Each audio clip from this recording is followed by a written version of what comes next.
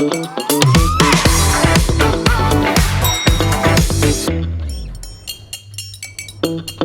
இல்லாம colour print பண்ணுங்க, அதுவும் மிக குறைஞ்ச விலையில. Epson eco tank printers. இது வெறும் ஃபேபுலஸ் இல்ல, இது டோட்டலி பிரிண்டபிளஸ்.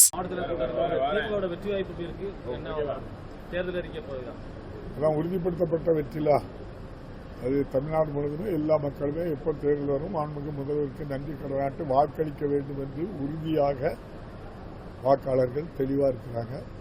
குறைந்தபட்சமாக மாண்புமிகு தமிழக முதல்வர் அவர்கள் 53% வாக்குகளை பெறுவார் என்பது எல்லோருடைய, நீங்கள் கிராமத்துக்கு போனாலே தெரியும், எல்லா மக்களும் நன்றியோடு இருக்கிறாங்க. மீண்டும் மாண்புமிகு முதல்வர் மு.க. ஸ்டாலின் அவர்கள் 2வது முறையாக ஆட்சியில் அமர்வார். அப்போது மகளிர் உரிமை தொகை 1000 ரூபாய் கொடுக்கவே மாட்டார், 2000 கொடுப்பார். நன்றி. அதனால நீங்க பாரத பிரதமர்கிட்ட தான் கேட்கணும். அன்னைக்கு திருச்சி வந்திருந்தாங்களே யாரும் கேட்கலையே. கேஸ் தட்டுப்பாடு இருக்கு, பெட்ரோல் இருக்கு. ஒரு வாரத்துக்கு முன்னால் தான் சொன்னாங்க 30 நாளைக்கு ஸ்டாக் இருக்குனாங்க. எங்க இருக்கு என்னன்னு தெரியல. முதல்வர் வதந்தி பரப்ப வேண்டாம் அப்படிங்கிறது சொல்லியிருக்காரு. மத்திய அரசு சொன்னதை சொல்லியிருக்காங்க. நான் மத்திய அரசு கேட்டிருக்கேன். அவங்க ஒரு பாதிப்பு இருக்கான்னு சொல்லியிருக்காங்க. அந்த வார்த்தையை தான் சொல்லியிருக்காங்க.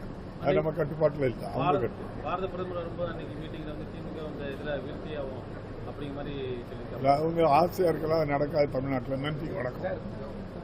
ஓபிஎஸ் திமுக இணைஞ்சது எல்லாரும் கூட்டணி திமுக கட்சி ஒரு மனதை ஏத்துக்கிட்டாங்களா இல்ல? ஏன்னா முதல்வராக இருந்த ஒரு விமர்சனங்கள் நிறைய பண்ணியிருக்காங்க.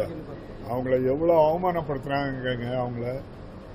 அவங்க நம்முடைய மாண்புமிகு எதிர்கட்சி தலைவராக இருக்கட்டும் சசிகலா அம்மா, டிடிவி அவர்கள், அதே போல நம்முடைய மாண்புமிகு பாரதிய ஜனதா கட்சி தலைவர் அனைவருமே அவங்களை அவமானப்படுத்தினாங்க. மாண்புமிகு முதல்வர் கௌரவமா வச்சிருக்காங்க. நிச்சயமாக அந்த சமூகமே அதை பாராட்டுகிறது.